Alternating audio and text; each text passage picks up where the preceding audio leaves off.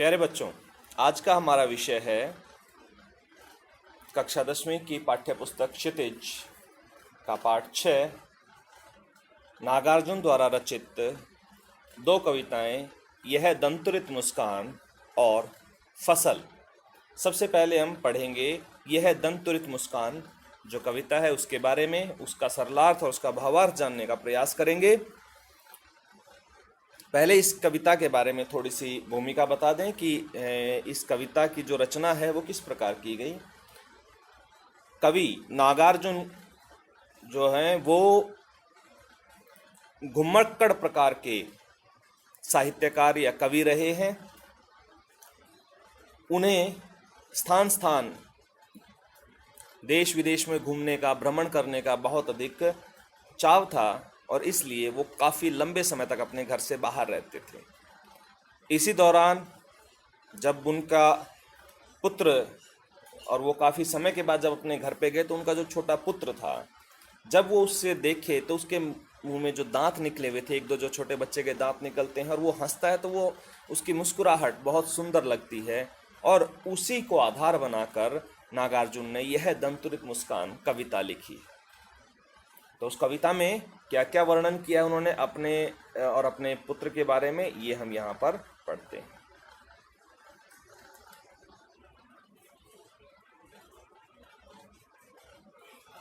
कवि कहता है, तुम्हारी यह दंतुरित मुस्कान। तुम्हारी यह दंतुरित मुस्कान यानी छोटे छोटे दांतों वाली जो ये मुस्कुराहट है, मृतक में भी डाल देगी जान। कि यदि मृतक का अभिप्राय ये है कि यदि कोई व्यक्ति बिल्कुल उदास, आशाहीन बैठा हुआ है, बिल्कुल दुखों में है, या इस प्रकार से है कि बहुत व्यथित है, वह भी तुम्हारी इस प्रकार की जो ये दंतुरित मुस्कान है, इसको देखकर वह भी कुछ पल के लिए अपनी समस्याओं को, अपने दुख को, अपने विषाद को भूल जाएगा।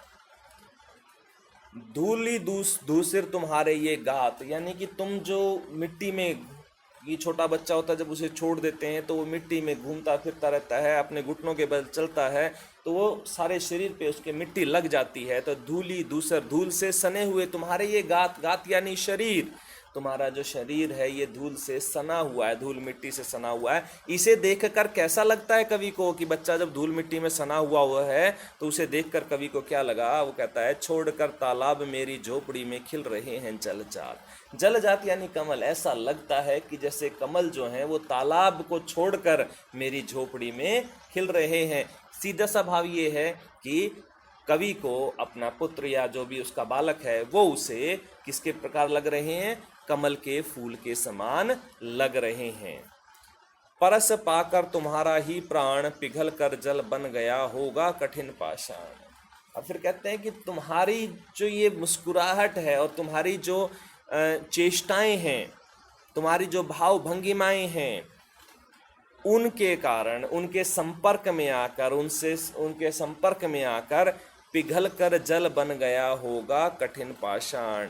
यानी कि कठोर पाषाण पत्थर, कठोर पत्थर भी तुम्हारे संपर्क में आकर पानी के समान तरल बन गया होगा। कि तुम्हारी जो मनमोहक हरकतें हैं, अदाएं हैं, उनको देखकर पत्थर भी तुम्हारे सामने पानी के समान कोमल बन गया होगा।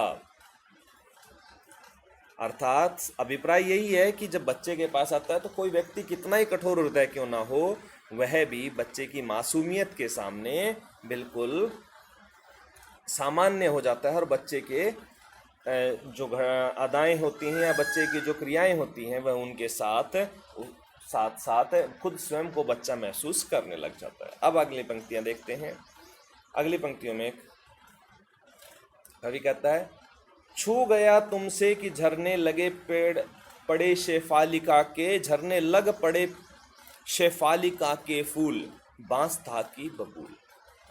अब यहाँ कवि कहता है कि तुमसे छूने के बाद, तुम्हारे संपर्क में आने के बाद ऐसा लगता है कि जैसे जब पेड़ मान लो तुम्हारे संपर्क में आते हैं तो उनसे शेफालिका के फूल झड़ने लग जाते हैं। पेड़ कोई भी हो, अब यहाँ देखो क्या कह रहा है कि बांस था कि बबूल, चाहे पेड़ बांस का हो या बबूल का हो, कहने का अभिप्राय है कि तुम्हारे संपर्क में यदि कोई व्यक्ति भले ही वह क्रोधी स्वभाव का हो, भले ही वह रुष्ट स्वभाव का हो, लेकिन तुम्हारे पास आने के बाद उसके चेहरे पर भी मुस्कुराहट आ जाती है। शेफालिका के फूलों की जो तुलना की गई है वो सामने वाले व्यक्ति की मुस्कुराहटों या उसके अंतर्मन की खुशी से की गई है कि वहाँ से तुम्हारे संपर्क में आने के बाद तो चाहे पेड़, बांस का पेड़ हो या बबूल का पेड़ हो, उससे भी शेफालिका के फूल झड़ने लग जाते हैं। तुम मुझे पाए नहीं पहचान। अब क्योंकि हमने पहले बताया था कि लेखक जो है वो बहुत समय तक अपने घर से दूर रहता है, देश विदेश की यात्राओं पे रहता है, तो इसलिए उस बच्चे के साथ उसका कभी मिलना नहीं हो पाया, तो बच्चा उसे पहचान नहीं पाया। इसलिए कहते हैं कि तुम मुझे पाए नहीं पहचान, तुम मुझे पहचान नहीं पाए, देखते ही रहोगे अनिमेष। अनिमेष यानी एक टक, तुम मुझे एक टक देखते ही रहोगे। जब बच्चा किसी अपरिचित को देखता है तो वह एक टक उसकी तरफ देखता चला जाता है, क्योंकि उसे ये लगता है कि ये उन व्यक्तियों में नहीं है जिनके साथ मेरा परिचय है। और फिर उसके एक टक देखने के कारण कवि कहता है थक गए हो, तुम शायद थक जाओगे अगर ऐसे ही एक टक मेरी तरफ देखते रह गए हो। तुम अगर थक गए हो, आंखें लूं मैं फेर, मैं तुम्हारे सामने से आंखें दूसरी तरफ, मैं अपनी आंखें फेर लेता हूं, नहीं तो तुम मेरी तरफ देख देख कर थक जाओगे। क्या हुआ यदि हो सके परिचित न पहली बार। कवि कहता है कि कोई बात नहीं, तुम मुझे पहचान नहीं पाए, हम पहली बार में एक दूसरे के परिचित नहीं हो पाए, यानी कि हमारी आपस में जान पहचान नहीं हो पाई, तो कोई बात नहीं, फिर हो जाएगी। अब फिर कैसे होगी उसका वर्णन अगली पंक्तियों में करता है। कैसे करता है?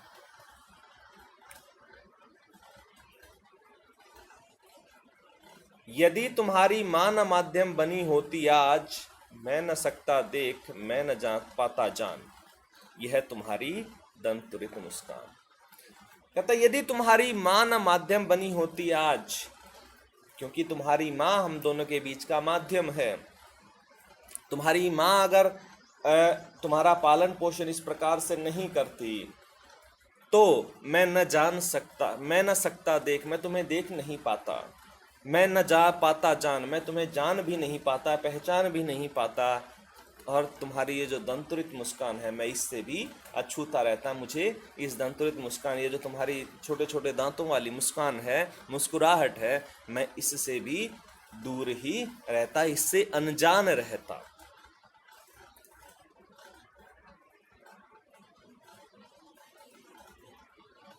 धन्य तुम माँ भी तुम्हारी धन्य, तुम धन्य हो और तुम्हारी माता भी धन्य है। तुम्हारा दोनों का आभार, यानी कि यहाँ पर पंक्तियों में कवि जो है वो अपने बालक और उसकी माता का आभार प्रकट कर रहा है। चिर प्रवासी मैं, इतर मैं अन्य। चिर प्रवासी, चिर बहुत लंबे समय से, प्रवासी कहीं दूर रहने वाला, मैं इतर मैं दूसरा, मैं अन्य मैं कोई और। कहता है कि मैं बहुत समय से बाहर रहा हूं, तुम्हारे पास नहीं रहा हूं, यानी अपने बच्चे को संबोधित करते हुए कहते हैं कि मैं बहुत लंबे समय से बाहर रहा हूं, इसलिए मैं तुम्हारे लिए दूसरा हूं, कोई और हूं, अन्य हूं। इस अतिथि से प्रिय तुम्हारा क्या रहा संपर्क। ये जो अतिथि, यानी कि लेखक कवि जो है वो उसके बच्चे के लिए क्या हुआ, अतिथि के समान हुआ, क्योंकि उसने उसे पहले कभी देखा ही नहीं। तो यहाँ पे कवि वही कहता है कि मैं तो तुम्हारे लिए अतिथि के समान हूँ, और मेरा तुम्हारे से आज से पहले कोई संपर्क, तुम्हारा और मेरा आज से पहले कोई मिलन या आमना सामना नहीं हुआ है। उंगलियां माँ की कराती रही है मधुपर्क, और तुम्हारी माँ की उंगलियां ही, यानी कि तुम्हारी माँ ने ही तुम्हारा पालन पोषण किया है। मधुपर्क यानी कि जो पंचामृत जिसको बोला जाता है वो उसको बोला जाता है मधुपर्क। तो मधुपर्क तुम्हारी माँ ही तुम्हें पंचामृत का पान, अपनी उंगलियों से तुम्हें पंचामृत का पान करवाती रही है, या सीधे सरल शब्दों में कहें तो अब तक तुम्हारी माँ ने ही तुम्हारा पालन पोषण किया, इसलिए तुम मुझे तो जान ही नहीं पाओगे कि मैं कौन हूँ, क्योंकि मैं तुम्हारे संपर्क में कभी रहा ही नहीं। देखते तुम इधर कनखी मार, जब तुम आंखों के किनारों से, कनखी मार तिरछी आंखें करके, तुम आंखों के किनारों से जब मुझे मेरी तरफ देखते हो, और होती जब की आंखें चार, और जब हमारी आंखें आपस में मिलती हैं, तब तुम्हारी दंतुरित मुस्कान, और तब तुम्हारी जो ये दंतुरित मुस्कान है, तब तुम्हारी जो ये दंतुरित मुस्कान है मुझे लगती बड़ी ही छविमान। और मुझे ये दंतुरित मुस्कान, जब तुम अपनी आंखों के किनारों से, कनखियों से मुझे देखते हो तब, और मुस्कुराते हो, तब मुझे ये तुम्हारी जो मुस्कुराहट है ये बहुत ही सुंदर, बहुत ही प्यारी लगती है। स्पष्ट है कि सारी जो कविता है उसमें जब कवि जो है वो अपने बच्चे से काफ़ी समय के बाद मिलता है, तो उसकी जो भाव भंगिमाएँ हैं, उसके जो क्रियाकलाप हैं, उसकी जो मुस्कुराहट है, उसको देखकर उसका मन बहुत ही खुश हो जाता है और वह उसको इस कविता के रूप में लिखता है। अब है हमारा अगली कविता फसल। फसल हम सब जानते हैं, खेतों में जो अनाज, दलहन, तिलहन, जिस भी प्रकार के जो उगाए जाते हैं उसे हम मुख्य तौर पे फसल के नाम से जानते हैं। अब पढ़ते हैं कि कवि फसल के बारे में क्या कहना चाहता है। कवि कहता है, एक के नहीं, दो के नहीं, ढेर सारी नदियों के पानी का जादू। कवि कहता है कि फसल जो है, जो खेतों में फसल उगती है, हमें दिखाई देती है, हर तरफ हरियाली है, वो क्या है? वो किसी एक या दो नदियों का नहीं, बहुत सारी नदियों के पानी का जादू है। फिर अगली पंक्ति में कहता है, एक के नहीं, दो के नहीं, लाख लाख कोटि कोटि हाथों के स्पर्श की गरिमा। यानी पूरी धरती पर, यानी जहां जहां पर भी खेती की जा रही है, फसल उगाई जा रही है, कोई एक या दो आदमी नहीं लगा हुआ उसमें, लाखों, लाख लाख, लाखों, कोटि कोटि, करोड़ों करोड़ों हाथों के स्पर्श की गरिमा। ये बहुत सारे लाखों करोड़ों हाथ जब मिलकर काम करते हैं तो उसके बाद उनके स्पर्श, उनके छूने से, कभी उस छूकर वो इसकी खेतों की को संवारते हैं, जैसे खेतों में हल चलाया जाता है, पानी दिया जाता है, उसमें से घास फूस को निकाला जाता है, तब जाकर फसल तैयार होती है। तो ये करोड़ों हाथों के स्पर्श की महिमा है, करोड़ों किसानों के स्पर्श की महिमा है, एक की नहीं। अब पुनः फिर कहते हैं कि एक की नहीं,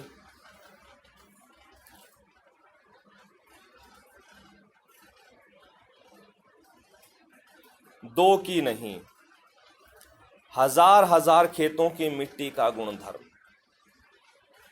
कि फसल अकेली एक या दो प्रकार की या एक या दो खेतों के परिणाम नहीं है, फसल है हजार हजार खेतों की मिट्टी का गुणधर्म। ये हजारों जो खेत हैं उनमें अलग अलग प्रकार की मिट्टी है, कहीं रेतीली है, कहीं बलुई है, कहीं दोमट है, कहीं काली मिट्टी है, कहीं लाल मिट्टी है। तो सभी प्रकार की जो मिट्टियां हैं उनका जो गुण है, उस गुण के कारण भी फसल पैदा होती है। अब अगली पंक्तियों में फसल के बारे में और थोड़ी सी और विस्तृत व्याख्या दी है। वो क्या कहते हैं, फसल क्या है? फसल क्या है? प्रश्न पूछते हैं कि फसल है क्या? तो वो कहते हैं और तो कुछ नहीं है वह, और ज़्यादा कुछ नहीं है। क्या नहीं है, क्या है? ज़्यादा कुछ नहीं है, सिर्फ कुछ चीज़ों का जिक्र करते हैं कि ये चीज़ है फसल। नदियों के पानी का जादू है वह। पहली बात, फसल क्या है? नदियों के पानी का जादू। जहाँ नदियाँ गई, नदियों का पानी लगा, उस पानी से बीज अंकुरित हो और बीजों से के अंकुरण से फसल पैदा हुई, पहली बात। दूसरी बात, हाथों के स्पर्श की महिमा है। बीज कहाँ पैदा हुए? जब किसान ने उसे अपनी भूमि में, अपनी खेतों की मिट्टी में उसे डाला और फिर पानी आया तो उसके कारण वो अंकुरित हुए और किसानों ने उसकी देखभाल भी की अपने हाथों से। अपने हाथों से उसके आसपास के बेकार के घास फूस को या जो खरपतवार हैं उसको निकाला, तब जाके वो फसल तैयार हुई।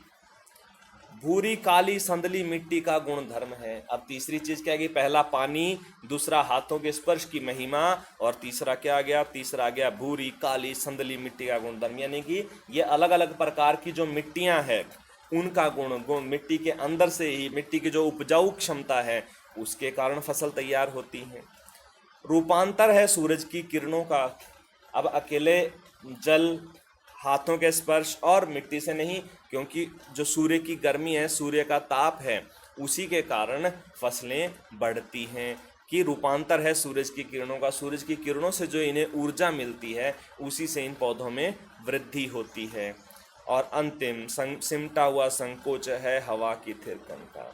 और इसके साथ साथ जब हवा थिरकती है, कभी फसल को एक तरफ बहा ले जाती है, कभी दूसरी तरफ लहराती हुई जाती है, तो वह भी फसलों के लिए बहुत अधिक आवश्यक है। तो फसल के लिए क्या क्या आवश्यक है ये इस कविता में बताया गया है कि फसल जो है वो अकेला इतनी साधारण चीज़ नहीं है जितनी हम समझते हैं। फसल के लिए नहर नदियों का पानी चाहिए, किसान की मेहनत, हाथों के स्पर्श की महिमा यानी मेहनत चाहिए, मिट्टी चाहिए, चाहे वो किसी भी प्रकार की, उसका अपना गुणधर्म होता है, सूरज की किरणें भी चाहिए और हवा भी चाहिए। तो ये सारी चीज़ें कहीं ना कहीं विज्ञान के विषय को हिंदी की कविता में कवि ने समेटने का प्रयास किया। दोनों कविताएं हमने पढ़ी, पहली थी यह तुम्हारी दंतुरित मुस्कान और दूसरी फसल। दोनों ही कविताओं का हमने सरलार्थ किया है, भाव समझने का प्रयास किया है। यदि आपको समझ में ना आए, इसको एक दो बार ज़रूर देखें वीडियो को। और किसी प्रकार की कोई समस्या होने पर मैं बार बार कह चुका हूँ, अपने ग्रुप में अपने इससे संबंधित प्रश्न को डाल सकते हैं कि जो बात आपको समझ में नहीं आ रही है, अगर वहाँ से संतुष्टि नहीं होती तो आप फ़ोन करके दूरभाष द्वारा भी मुझसे संपर्क करके अपनी जो शंकाएं हैं उनका समाधान कर सकते हैं।